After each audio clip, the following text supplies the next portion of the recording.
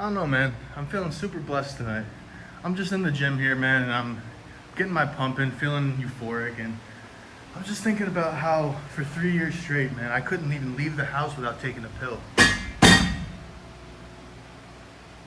almost just died live on camera, but I couldn't leave my house without taking a pill, man. And then I'm in here tonight, and I'm just like, man, I feel so much better now than I did all those days, thinking I needed to take these pills to get high, you know.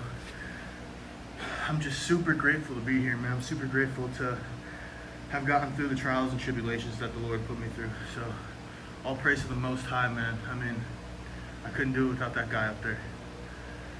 So, today I just wanted to get on here and kind of yap around a little bit about really dying to your flesh. I know I've kind of talked about this topic a lot on here, but I think so many people have the issue of giving their life to God and then falling back into sin. I've done this. I still do this, man. Like I'll continue to reiterate. I struggle with lust. I struggle with fornication. You build these strongholds in your mind for years straight, right? For me, over a decade, going on like good 15 years probably now, of just constant watching porn, watching prawn, whatever you want to call it, those websites. And it opens up these doors, man, for, I know it sounds dumb when you say it like this to someone who's not really a believer, but it really opens the door up for the devil, man. And this evil, demonic energy comes into you. And like, if you picture yourself when you're fornicating, right? Picture what you look like. You're staring at a screen and you're just, going hard. I don't want to get too graphic with it, but think about what that looks like from an outsider's perspective. It doesn't look natural, right? It kind of has this demonic vibe to it where you're just staring into a screen. You're just absorbed by this technology and just pleasuring yourself. It's like, when you really think about it like that, it's not natural at all, man. And it's very demonic, right? And then, not to mention, dude, going down the corn rabbit hole. I mean, once you really start going into the rabbit holes of the websites, it just gets more and more weird and demonic and gross. And then before you know it, it's like you find yourself watching things and you're like, what went wrong along the way, man? Like, I never would have thought. I went from tame Google images to now this. Like, what even is this? I don't even know what I'm watching now, but it's pleasurable for some reason. And it's just a really dark hole. It's a dark rabbit hole to get. I know I'm kind of making fun of it, but wouldn't recommend it, by the way. I wouldn't recommend it. You open these strongholds up, though, all jokes aside. And then when you finally want to, it's just like doing heroin for years. It's just like doing any drug for years or living any certain way for years. You get to the point where you finally want to give it up. And because you have these chains that they're so strongly bound to you now, it's not as easy as just kind of unlinking them and slipping out of them. It's going to take a lot of spiritual warfare to get out of it, man. And when it comes to really dying to your flesh, I'm reading this book by Rick Renner, man. It's called Dressed to Kill. It's really good. It's a great book. It's biblically sound. It really describes instances in the Bible that they're great, that describe spiritual warfare, basically. And so it'll tell stories about like back in the days of the early church, like during the day of the Pentecost and all that.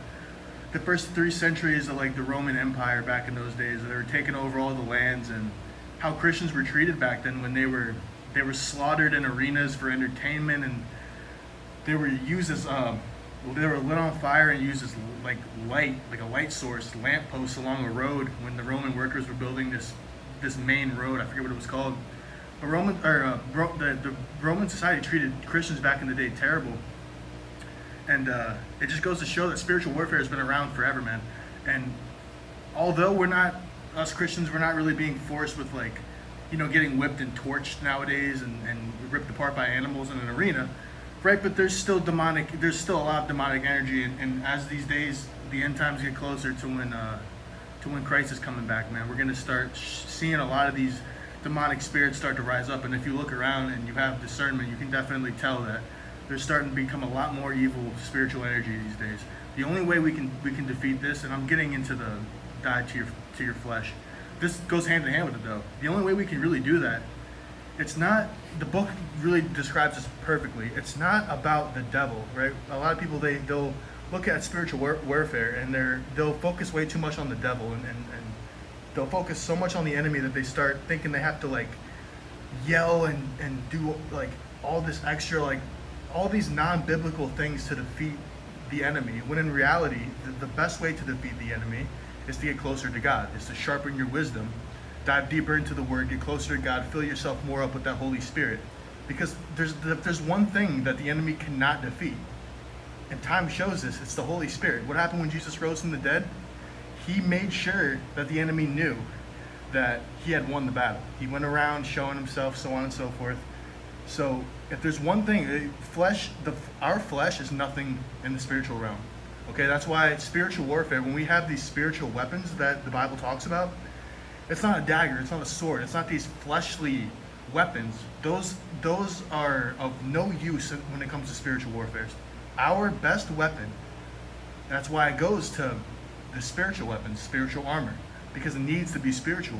I can't put a real life physical breastplate on, a cuirass, and say, now the devil can't get at me. He most certainly can, my friend. But if you don the spiritual breastplate of, I forget what it's called, I have to memorize my terms still on this, but you get what I'm saying. It has to be spiritual, man. And then, only then can you really, really begin the battle and die to your flesh. But remember, guys, the battle's already been won. Christ already won us the battle, man. It's already been won. So when it comes to dying to your flesh, you have to remember, we can't get so caught up in, I might lose. My friend, if you've given yourself if you have opened yourself up to God, if you have felt His presence, if He has filled you with His Holy Spirit, you've already won the battle, my friend. It's just a matter of being patient and waiting. And in those times of temptation, when your flesh is pulling you one way, and you feel the Holy Spirit saying, no, you can't do this, feeling that conviction, well, my friend, you need to get closer to God, draw closer to God in those times. Why? Because that is your best weapon. Really your only weapon against the enemy in spiritual warfare, man.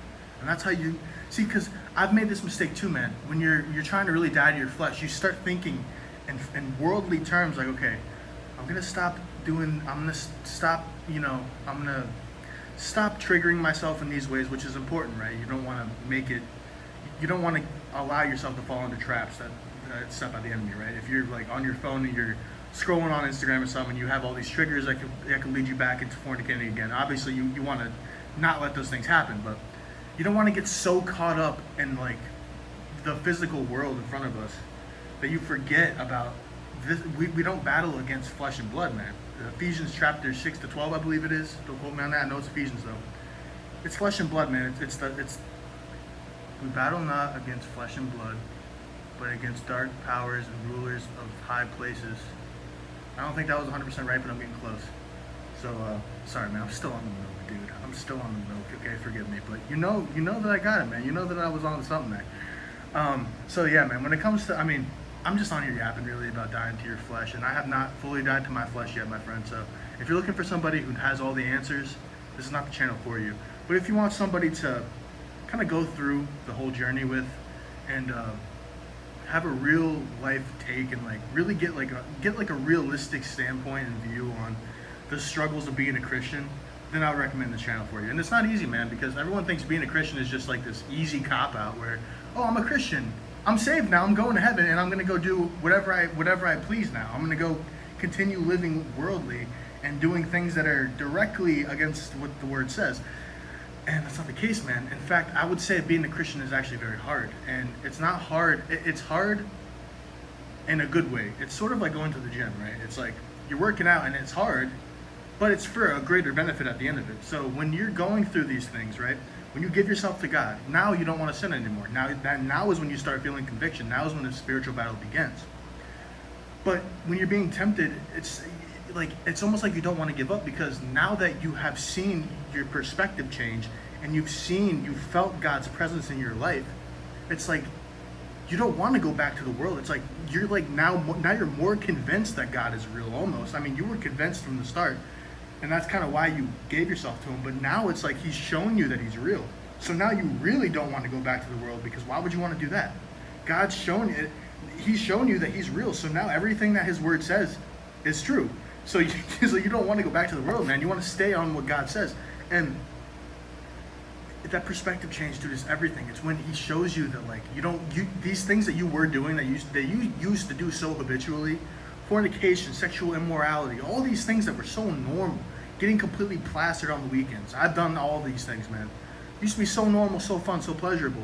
Once you accept God and He shows you, like, hey, man, actually, you had it all wrong. Those are from the enemy, all of those things. And actually, what I have for you over here, it's not going to be easy to obtain. It's not going to be so easy to just fall into the way of life that I have for you.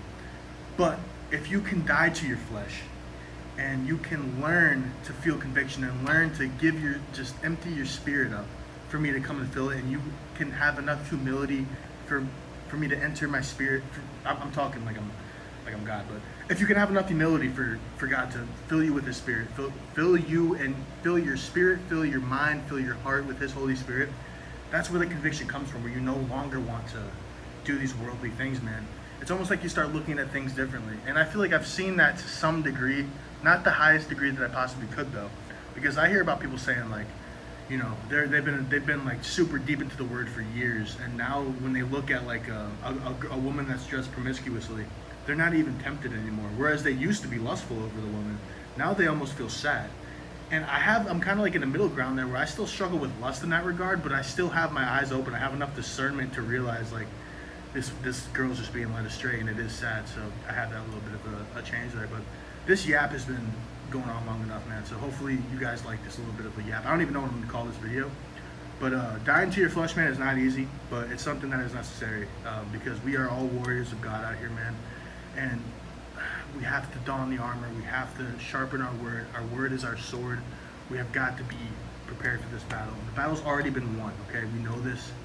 We just need to show up. We need to show up. We need to show God, listen, I'm here for this. Whatever you want, by your will, not mine, okay? And we'll all be good at the end of it, man. Yeah, I think that's about it, man. Drop a comment, drop a like. Let me know what you want to see. Let me know what videos you want me to make, and I'll see you in the next one, man. Thanks for watching.